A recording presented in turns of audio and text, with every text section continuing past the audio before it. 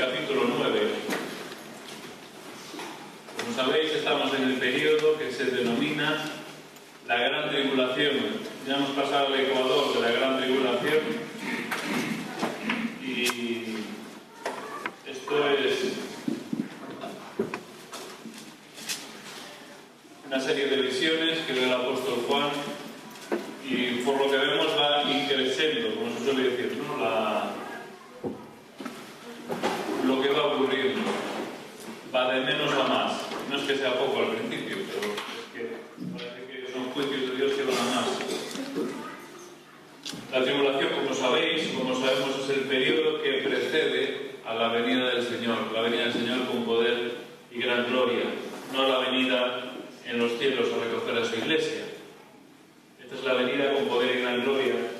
Y es un periodo de juicios porque hay una necesidad de destruir el reino de las tinieblas para precisamente implantar el reino de paz, que como sabéis es un reino que se va a establecer en esta misma tierra y que va a gobernar, reinar el mismo Señor Jesucristo. Por eso es imprescindible que venga precedida por un periodo de juicios. El reino de tinieblas tiene que ser destruido, quitado del medio, y no es compatible con el reino que va a imponer el Señor Jesucristo. Yo sé que nos cuesta entender y nos cuesta explicar el tema de los juicios de Dios. Tal vez porque esto lo que parece es que nos aleja un poco la imagen del Dios misericordioso. Y lo que hace es muchas veces que parece que nos muestra un Dios airado y justiciero. Pero realmente esto es distorsionar la imagen de Dios. Porque Dios es perfectamente misericordioso y a la vez es perfectamente justo.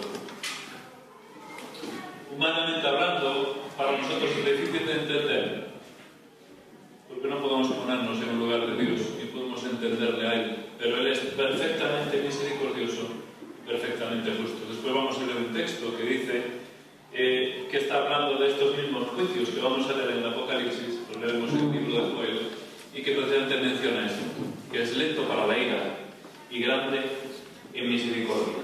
Lo cierto es que estas dos facetas están en Dios. Necesitamos entender que Dios no puede ser indiferente al pecado, no puede ser indiferente a la injusticia. Nosotros sí, el hombre puede pasar por alto, de hecho estamos pasando por alto cada día tantas injusticias a nuestro alrededor, pero Dios no puede pasar por alto las injusticias. Bueno, sí las puede pasar por alto, tengo que explicarlo, pero llega un momento que Dios interviene y cuando va a intervenir es precisamente en este periodo de la Gran Tribulación. Y va a ser un periodo de juicio, no es el juicio final, pero sí es un juicio que va a preceder a ese juicio final, que vendrá después al final, que estudiaremos más adelante en el Apocalipsis. Entonces, sí es cierto que ahora, como dice la palabra, está de alguna forma pasando por alto estos tiempos de ignorancia, pero llegará un día que intervenga. Y Dios no es indiferente, ni al pecado, ni a la injusticia, ni mucho menos a la rebeldía contra Él. Desde esta perspectiva creo que puede ayudarnos a entender esto un poco más, los juicios de Dios. Ahora, hay algún tema que creo que es importante introducir aquí, y es la soberanía de Dios. La soberanía de Dios. ¿Qué es la soberanía de Dios? Creo que si conseguimos entender por lo menos algo de la soberanía de Dios, esto nos va a ayudar a entender un poco mejor, o no va a ser tan fácil entender lo que ocurre durante la Gran Tribulación, lo que vamos a leer, por ejemplo, en el capítulo 9, que son, como sabéis, la quinta y la sexta trompeta. Son 3 series de juicios, el Apocalipsis. 3 series de juicios, ¿verdad? Recordamos primero los sellos, después viene la segunda serie, que son las trompetas, y después viene al final las copas. Yo no me acuerdo, las copas es la última serie de juicios que veremos más adelante. Estamos terminando esta segunda serie de juicios que son las trompetas. Pues para entender un poco mejor esto, creo que conviene que entendamos mejor también la soberanía de Dios. Hay muchos textos que hablan de la soberanía de Dios. Cuando el Señor humilla aquel gran rey, que era el más poderoso de toda la tierra. No había otro semejante a él. Posiblemente en prácticamente toda la historia muy pocos reyes o personas pueden asemejarse al rey más poderoso posiblemente de todos los tiempos, uno de los más poderosos. Estoy hablando de Nabucodonosor. Su poder prácticamente no tuvo igual en toda la historia. Pues Dios, en el libro de Daniel, como sabéis, allí se nos explica, lo humilla de tal manera para hacerle entender algo. Dice Daniel 4:25, 7 tiempos pasarán sobre ti hasta que conozcas que el Altísimo tiene dominio en el reino de los hombres y que lo da a quien Él quiere. Dios tiene completo dominio sobre el dominio, dice aquí. Dominio, dice, y control. Vamos a ver, me he perdido, volvemos a ver, los 7 tiempos pasarán sobre ti hasta que conozcas que el Altísimo tiene dominio sobre el reino de los hombres y que lo da a quien Él quiere. Completo control sobre la creación. Es soberano. Pone y quita reyes según Él quiere. ¿Por qué es soberano? Porque hace lo que quiere. Popularmente, o no popularmente, coloquialmente es la frase que es el que manda. Esto lo entendemos perfectamente, ¿verdad? Esto cada vez se diluye más. Esto el que manda en la sociedad moderna cada vez se diluye más, ¿no? Pero esto es una realidad y que necesitamos entender. Dios que es soberano, es el que manda. Dice el Salmo 135:6. No podemos pararnos mucho en este tema, pero sí es importante para introducir lo que viene del Apocalipsis. Dice, todo cuanto el Señor quiere, lo hace. En los cielos y en la tierra, en los mares y en todos los abismos. Es decir, soberano para hacer lo que Él quiere, lo que sale de su voluntad. Y es más, nadie puede contestarle. Es incontestable.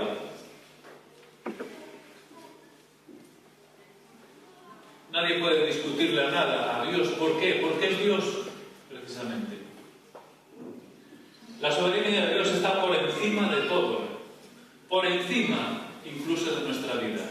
Y esto sí que nos cuesta entenderlo. Esto nos cuesta entenderlo. Pero la palabra de Dios nos dice clarísimamente que hay algo más importante incluso que la vida humana, y es la voluntad de Dios, es su soberanía, es su poder. Si desde esta perspectiva leemos lo que ocurre en el diluvio, entendemos un poco mejor que Dios es soberano y hace lo que quiere.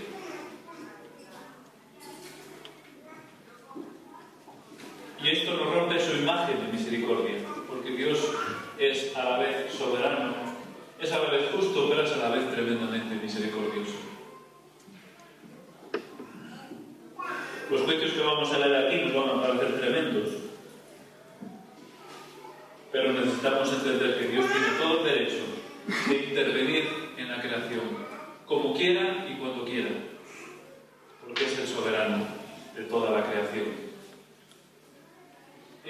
Para entender un poco mejor el porqué de estos juicios, vamos a ir a los 2 últimos versículos del capítulo 9. Después vamos a ir leyendo y comentando un poco por encima lo que vemos en el capítulo 9.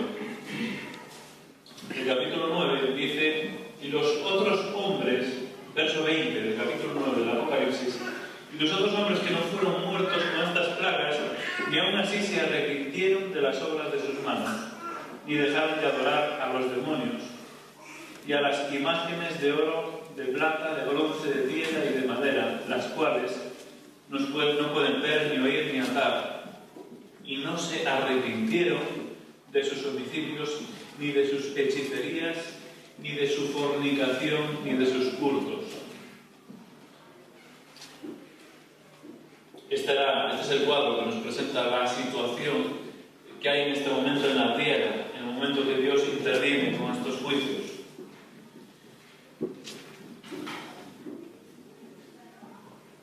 Bueno, podemos entender que de alguna forma no está muy alejado de la situación actual, pero yo personalmente pienso que en la sociedad actual todavía no hemos llegado a este nivel de maldad. Y explico, o intento explicar un poco por qué. Creo que en la sociedad actual aún se conservan valores cristianos importantes.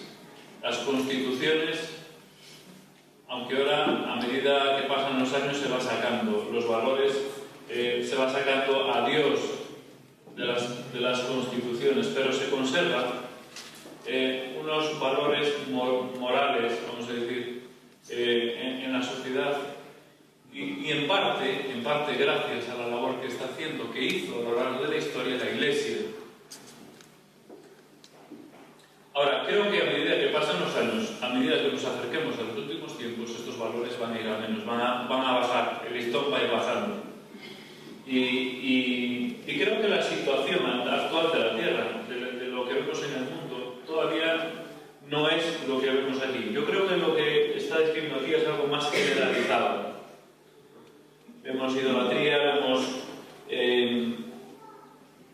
homicidios, hechicerías, fornicación, hurtos, etc. Es decir, se entiende que va a ser más generalizado en aquel momento, ¿no? Es como un índice de maldad que va aumentando y llega al límite, al colmo, por decirlo así, ¿verdad? Cuando Dios interviene en el diluvio, ocurre algo parecido, llega al límite, al colmo. La maldad de la humanidad en los distintos momentos en los que interviene con respecto a su pueblo también es porque llega a unos niveles. Yo creo que el nivel de la maldad de la tierra, de la humanidad en este momento todavía va a ser muchísimo peor. Es cierto que hay corrupción, es cierto que hay hurtos, como mencionan aquí, hay una serie de cosas, pero todavía hay cierto índice de querer vivir tranquilos, querer vivir bien, de querer respetarse unos a otros. Llegará un momento que esto no, en la tierra posiblemente, no ocurra esto. Habrá una maldad generalizada. Después intentaremos profundizar un poquito más en esto. Por lo tanto, tenemos que entender que la razón de los juicios que vienen antes de este texto tiene mucho que ver con esto. Y comenzamos a leer en el verso 1, versos 1 y 2, la quinta trompeta. El quinto ángel tocó la trompeta y vi una estrella que cayó del cielo a la tierra y se le dio la llave del pozo del abismo. Y abrió el pozo del abismo y subió humo del pozo como humo de un gran horno, y se oscureció el sol y el aire por el humo del pozo. Aquí se nos dice que una estrella cayó del cielo. Bueno, parece que es evidente que hace referencia a una criatura. No es, parece ser una estrella literal, porque también por otro lado sería imposible, ¿verdad? Como sabéis, las estrellas son soles, no sería factible que cayera en la Tierra, que se podía pensar que podía ser un cometa. Pero, ¿por qué pensamos que puede ser una criatura? Pues, por ejemplo, la referencia que se hace a las estrellas en el 1.20 de Apocalipsis, allí se nos dice que son ángeles las estrellas. Las estrellas son ángeles. Además, en este texto se dice, si os fijáis, que se le dio la llave del abismo. Hace referencia a alguien que se le da la llave, lógicamente, necesariamente. Tiene que ser un ser inteligente, tiene que ser un ser. Entonces, es posible que estemos pensando, en este caso, que pueda referirse a un ángel caído, que cae del cielo. Alguien ha dicho que puede referirse al diablo. No necesariamente. Creo que tenga que ser el diablo, pero sí un ángel caído. Ahora es importante, fijaros esta pequeña frase, se le dio la llave del abismo. Es decir, que no actúa por su propia cuenta. Se le da cierta autoridad y aparte temporal, y es Dios mismo, obviamente, quien le da esa autoridad. Por lo tanto, lo que está ocurriendo aquí es porque Dios directamente lo determina para que ocurra así. Dice, se le dio. En este caso, la llave. Dice, se le dio la llave del pozo del abismo. El abismo aquí se menciona en este libro en varias ocasiones. Por ejemplo, en el 11.17, en el 17.8, habla de la bestia que sube del abismo, es la misma palabra aquí, el abismo, de donde sale también la bestia. Y también lo vemos en el Apocalipsis 20, cuando habla de el diablo, de Satanás, que va a ser atado, ¿verdad? Apocalipsis 20, verso 1 dice: vi a un ángel que descendía del cielo con la llave del abismo y una gran cadena en la mano. Fijaros que a veces se emplea este mismo término, ¿verdad? Con la llave del abismo y una gran cadena en la mano. Y prendió al dragón, la serpiente antigua, que es el diablo y Satanás, y lo ató por 1000 años. Y lo arrojó, ¿dónde? Al abismo. Y lo encerró y puso su sello sobre él para que no engañase más a las naciones hasta que fuesen cumplidos los 1000 años. Y después de esto, ser desatado un poco de tiempo. Es decir, que el mismo término se utiliza aquí, abismo, donde va a ser confinado Satanás con los ángeles caídos. Entonces pensamos que el abismo es este, el lugar donde están confinados los ángeles caídos. Hay un texto muy revelador que nos habla del abismo, que es en Lucas, y que creo que es muy esclarecedor. Lucas 8, 30 y 31, cuando Jesús está allí con aquel endemoniado y habla con él, dice, y le preguntó Jesús diciendo: ¿cómo te llamas? Y él le dijo: Legión, porque muchos demonios habían entrado en él. Fijaros lo que dice después, dice: y le rogaban, Lucas 8:31, y le rogaban que no los mandase, ¿a dónde? Ir al abismo. Y le rogaban que no los mandase ir al abismo. ¿Qué ocurrió después? Como sabéis, van a aquel hato de cerdos, y el hato de cerdos se despeña y se van al mar, ¿verdad? Pero querían decir: no los mandes al abismo. El abismo es el mismo sitio que se menciona aquí, por lo tanto, ese sitio donde están confinados los ángeles caídos. Abrió el pozo del abismo y salió humo del pozo. La consecuencia es que sale ese humo tan negro que incluso se oscurece el sol, como menciona el texto. ¿Qué sale del abismo? Versos del 3 al 5, capítulo 9, dice: y del humo salieron langostas sobre la tierra, y se les dio poder, como tienen poder los escorpiones de la tierra. Y se les mandó que no dañasen a la hierba de la tierra, ni cosa verde alguna, ni a ningún árbol, sino solamente a los hombres que no tuviesen el sello de Dios en sus frentes. Y les fue dado que no los matasen, sino que los atormentasen 5 meses, y su tormento era como tormento de escorpión cuando hiere al hombre. Bueno, aquí se utiliza la imagen de la langosta. La langosta es símbolo, especialmente en aquella época y especialmente en Oriente Medio, en aquella zona, símbolo de destrucción. Y las plagas de la langosta eran consideradas, sin duda, las plagas más devastadoras que existían. Lo que más temía la población era la langosta, porque la langosta, donde pisaba, por donde iba, arrasaba totalmente todo. Aquí tenemos la suerte de no tener plagas de langosta, pero en las zonas de Oriente Medio las langostas son tremendas, arrasan totalmente todo. Entonces la imagen que tiene aquí es de langostas, ¿verdad? Es decir, algo que parece que va a cubrir toda la tierra, que lo va a arrasar todo. Ningún campo sobrevivía a las langostas. Sin embargo, volvemos a ver este término que mencionábamos antes: se les dio poder. Más adelante les fue dado. Es decir, están de alguna forma en manos de Dios. Dios controla los límites, les da poder para actuar, pero controla esos límites. Y les fue dado que no matasen. Bueno, aquí dice, no que no matasen, eso después lo vamos a leer, pero dice que en este caso no sobre lo verde. Normalmente las langostas actúan, como sabéis, sobre los campos. En este caso no van a actuar sobre los campos, sino sobre las personas. Y les fue dado, dice, que no los matasen, sino que los atormentasen 5 meses. Y su tormento era como tormento de escorpión. Cuando vemos esto, nos preguntamos por qué. ¿Verdad? ¿Qué pasa? ¿Es que Dios se complace en el sufrimiento humano? Bueno, tenemos que entender esto a la luz de lo que hemos leído ya en el verso 20. Dice que ni aún así, después de todos los juicios de esta quinta y sexta trompeta, ni aún así se arrepintieron. Lógicamente, este periodo de tiempo y esta situación es para provocar el Evangelio, que han tenido ejemplos, que han visto el arrebatamiento, que a pesar de todo siguen rechazando a Dios, aún por encima de esto precisamente, para que levanten su mirada a Dios y para que se arrepientan.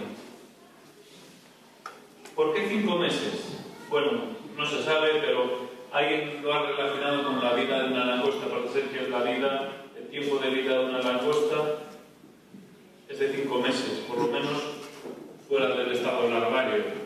Dice que son unos 5 meses, pero bueno, no sé si realmente tiene relación con eso. Pero hay un tiempo de tormento que es para que las personas levanten la mirada, para que miren a Dios, para que se vuelvan a Dios. Esa es la intención. Dice que los atormentarán, dice, solamente a los hombres que no tuvieran el sello de Dios en sus frentes. Hay de aquellos que no tengan el sello de Dios en sus frentes. Después se utiliza la figura del escorpión para expresar la intensidad del dolor.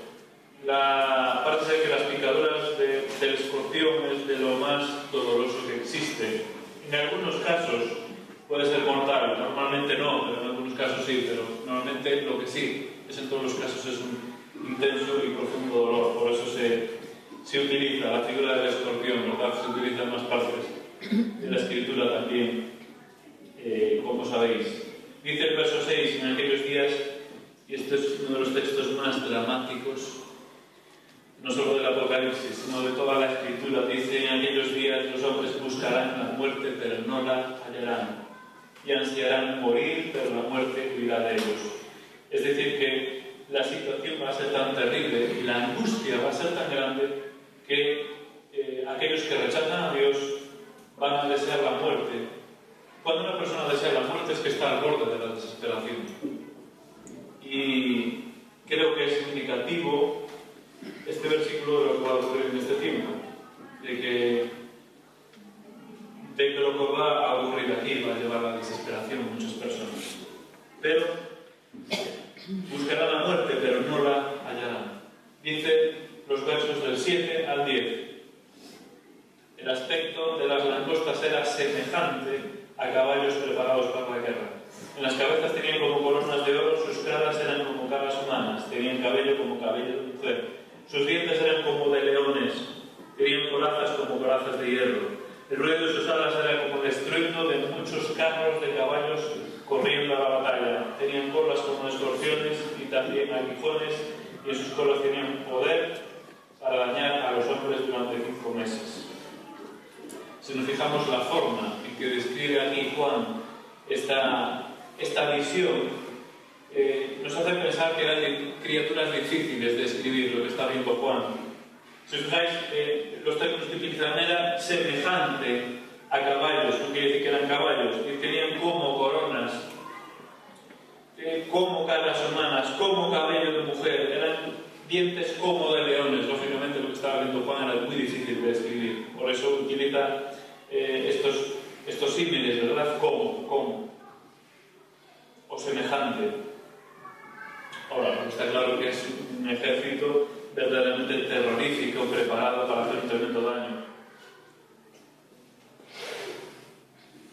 Dice el verso 11, y tienen por rey sobre ellos al ángel del abismo, cuyo nombre en hebreo es Abadón y en griego Apolión. Bueno, hay quien lo relaciona con este mismo ángel del capítulo, o esta misma estrella que cae del versículo 1 y 2, ¿no? Que puede ser el mismo, el que se le dio la llave, y que sea un poco el líder entre estos ángeles. Literalmente, Abadón y Apolión significa lo mismo, sea en hebreo o en griego, que es destructor, es decir, el tema, creo que es el nombre, el título que tiene, creo que es bastante elocuente, destructor, destrucción. Dice el verso 12, el primer ay pasó, y aquí vienen aún 2 ayes después de esto. Recordáis cuando terminaba el capítulo anterior, ¿verdad? Los 3 ayes que decía el ángel en el cielo, pues son estos precisamente que estamos viendo aquí, en este capítulo 9. Aquí terminan los juicios de la quinta trompeta y se abre paso a la sexta trompeta, versos 13 y 14. El sexto ángel tocó la trompeta y oí una voz de entre los 4 cuernos del altar de oro que estaba delante de Dios, diciendo al sexto ángel que tenía la trompeta: desata a los 4 ángeles que están atados junto al gran río Éufrates.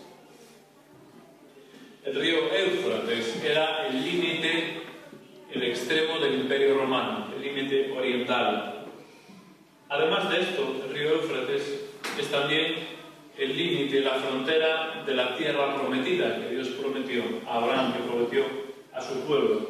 Entonces, cuando un lector de aquella época, sea judío o no, pensaba en el Éufrates, y más allá del Éufrates, normalmente los enemigos venían siempre de más allá del Éufrates, de detrás del Éufrates venían los enemigos que venían del oriente.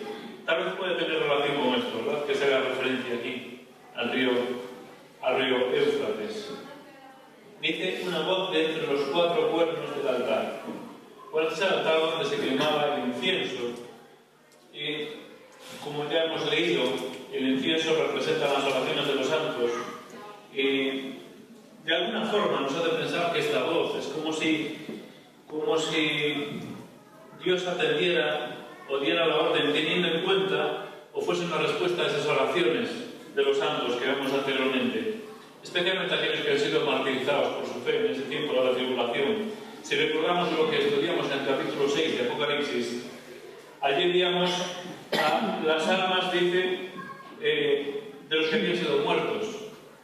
Apocalipsis 6, 9 y 10, cuando abrió el quinto sello, vi bajo el altar las almas de los que habían sido muertos por causa de la palabra de Dios y por el testimonio que tenían, y clamaban a gran voz diciendo: ¿hasta cuándo, Señor santo y verdadero, no juzgas y vengas nuestra sangre de los que moran en la tierra?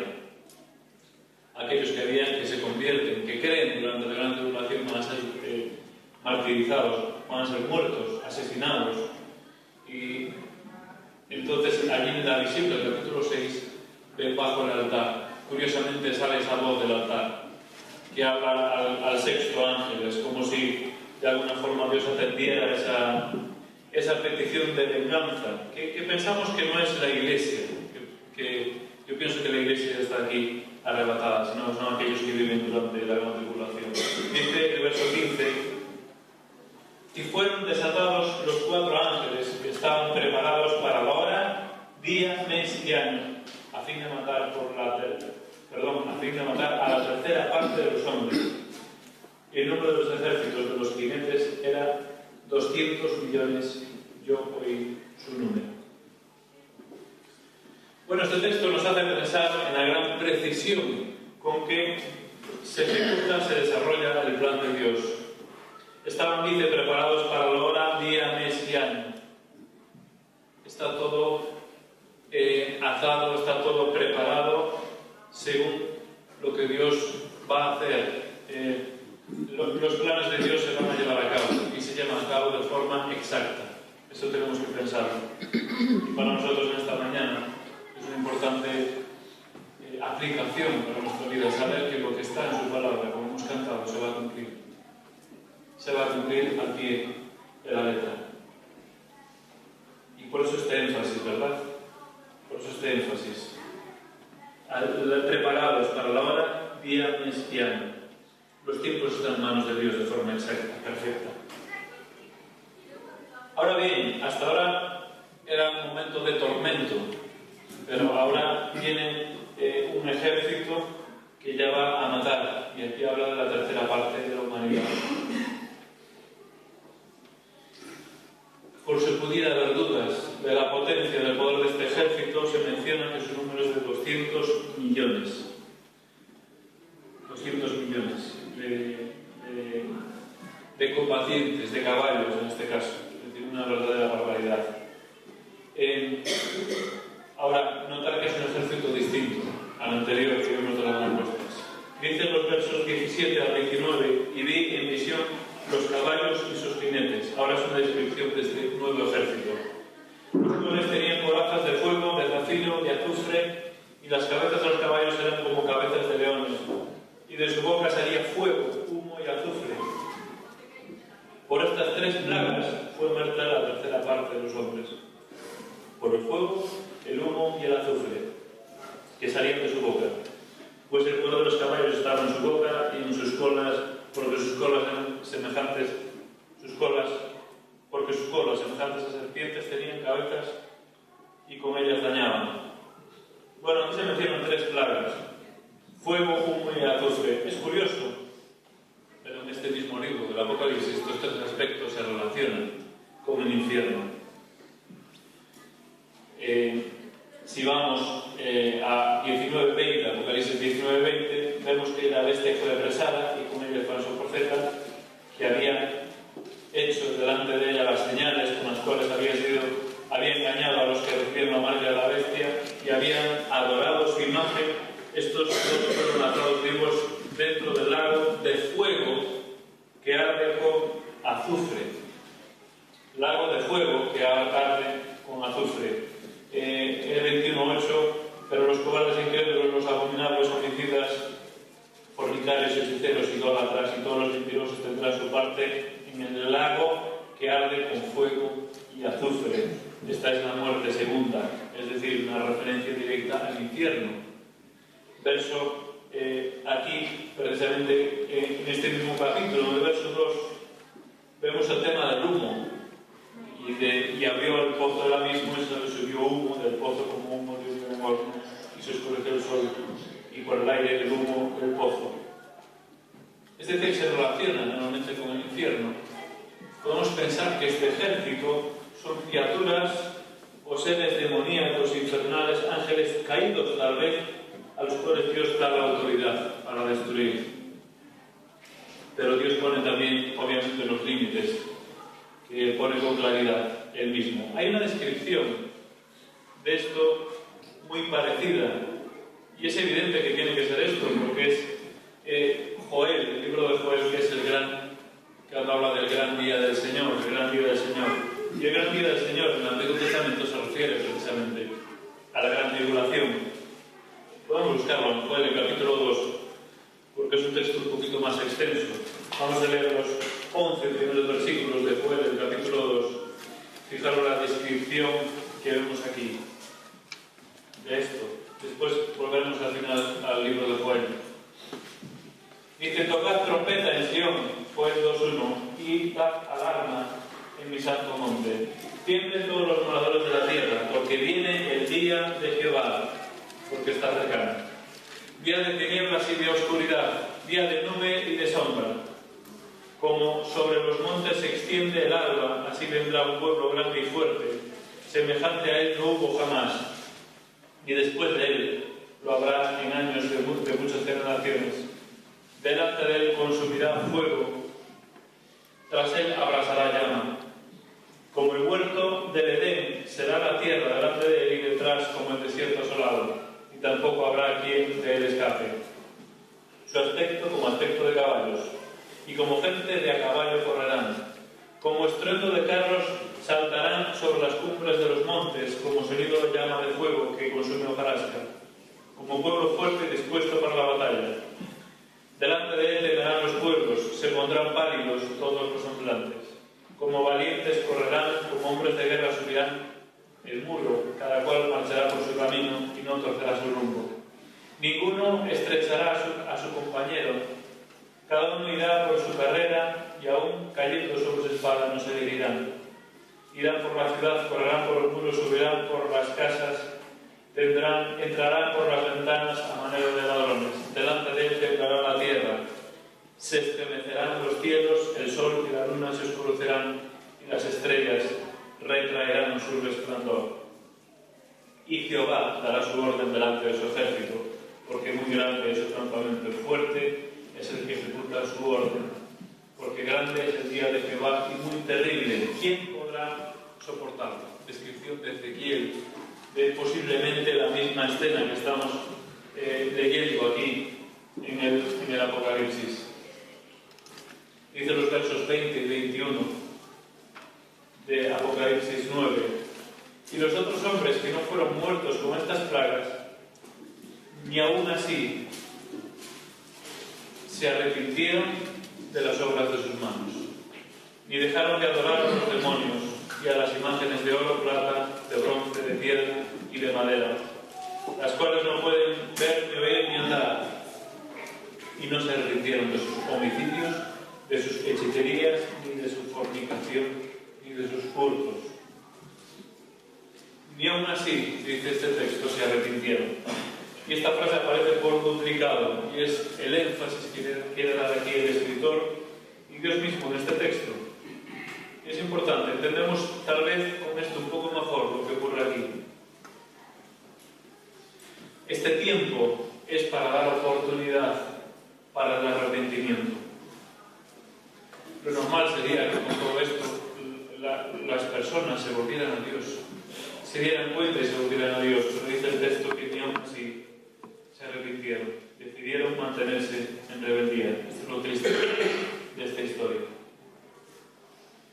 ¿Y de qué tenían que arrepentirse? Mencionan aquí por lo menos 5 cosas. Idolatría. Idolatría que podemos entender a distintos niveles, porque curiosamente aquí habla de adorar a los demonios, que obviamente es una forma de idolatría, pero habla también del oro, de la plata, del bronce, de la piedra, de la madera, distintos materiales. Podemos pensar que idolatría en distintos ámbitos. Idolatría es sustituir a Dios y dar gloria a Dios a las criaturas y otras cosas antes que al Creador. Idolatría en toda su dimensión. Ahora, particularmente, si pensamos en la idolatría, adorar a los demonios, adorar a aquellos mismos que los están matando, es curioso, ¿verdad? Podemos decir, el colmo de la idolatría, ¿verdad? Adorar a los demonios.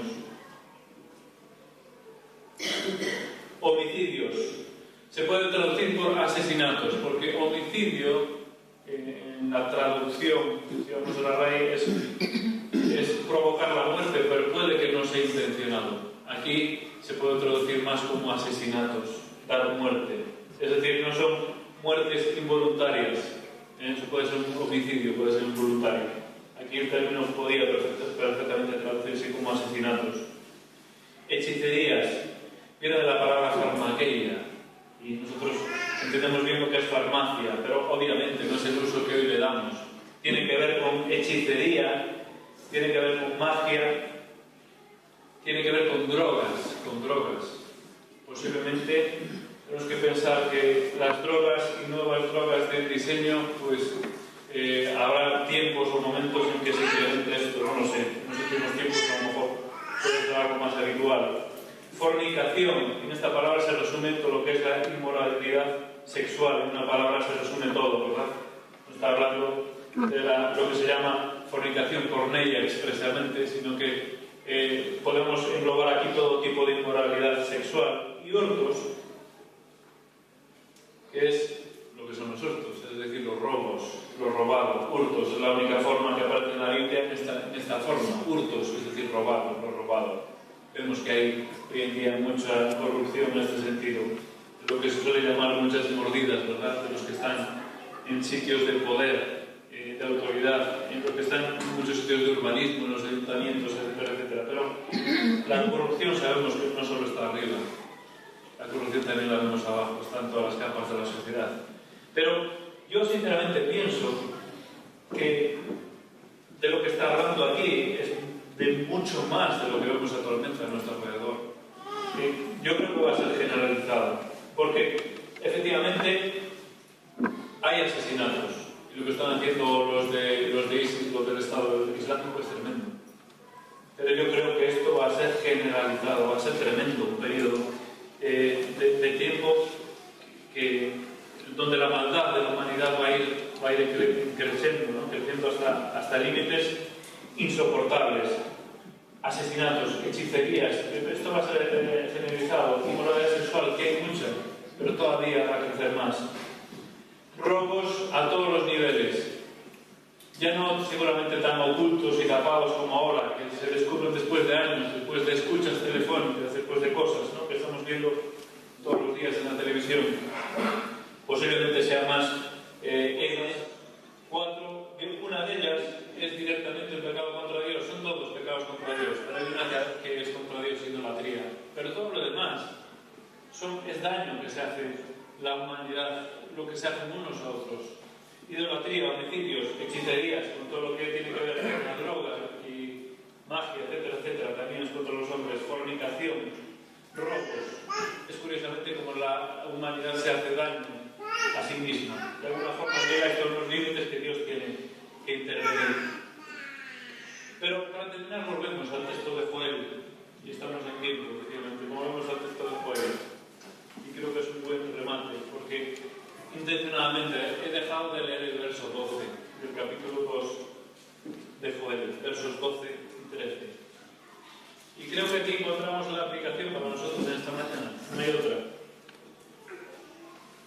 Y que nos pueda ayudar a entender un poco mejor esto, que reconozco, que es difícil de explicar y es difícil de entender. Dice Joel 12 y 13, después de lo que hemos leído antes, ¿verdad? Que está hablando del mismo periodo de tiempo, está hablando de estos juicios, del Apocalipsis, de la gran tribulación. Dice Joel 2:12, por eso, pues ahora dice Jehová, convertíos a mí de todo vuestro corazón, ayuno y lloro y lamento. Convertíos a mí de todo vuestro corazón con ayuno, lloro y lamento. Esta es la intención del Señor, este es el deseo del Señor. Lo que pasa que si Dios da tiempo y pasa por alto y da mucho tiempo, porque está dando mucho tiempo, pasaron 2000 años desde que el Señor Jesús murió y no sabemos cuánto tiempo más, pero todo el tiempo lo está dando por misericordia para que las personas se conviertan. Pero va a venir estos momentos que son terribles precisamente para dar oportunidad para que las personas se conviertan.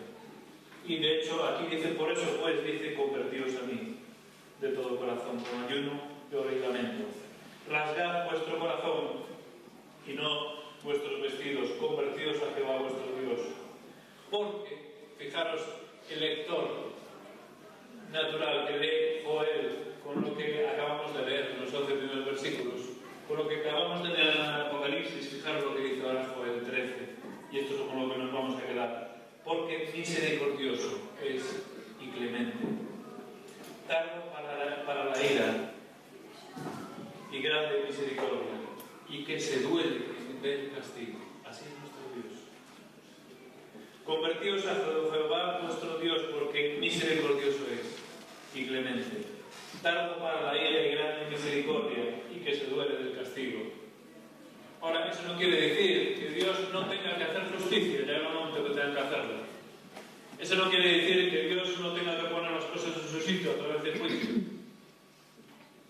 Eso no quiere decir que Dios tenga que pasar por alto o mirar del agua al pecado. Llegará un momento que tiene que enfrentarlo. Y este es el momento del Apocalipsis. La gran tribulación es el momento en que Dios interviene con mucha dureza. Pero hasta ese momento, y aún incluso en ese momento, vemos que Dios es misericordioso porque es lento para la ira y grande en misericordia. Y fijaros esta última frase que utiliza Joel, se duele del castigo. No disfruta Dios con el castigo. No disfruta, aunque sí es cierto que en el castigo, incluso en el infierno, Dios es glorificado porque se hace justicia. Y Dios es justo. Y como ser justo que es, Él es también glorificado en su justicia. Pero no se duele en el castigo. Dios no disfruta de lo que está ocurriendo aquí, lo que va a ocurrir. Hay de los moradores de la tierra que vivan en rebeldía desde ese momento, en ese momento. Pero Dios no disfruta con eso, sino que Dios es misericordioso. Y con estas dos cosas nos quedamos, que Dios es misericordioso, pero tiene que hacer justicia. Por lo tanto, como dice el texto, volvámonos a Dios. Volvámonos a Dios. Muchos de nosotros de hace muchos años que hemos dicho sí al Señor, pero necesitamos tantas veces volver en nuestra vida al Señor y reconocer que necesitamos darle toda la gloria y adorarle. Aunque sí, somos creyentes, decimos que somos creyentes, pero tantas veces necesitamos decir, Señor, vuelvo a ti, volveos al Señor.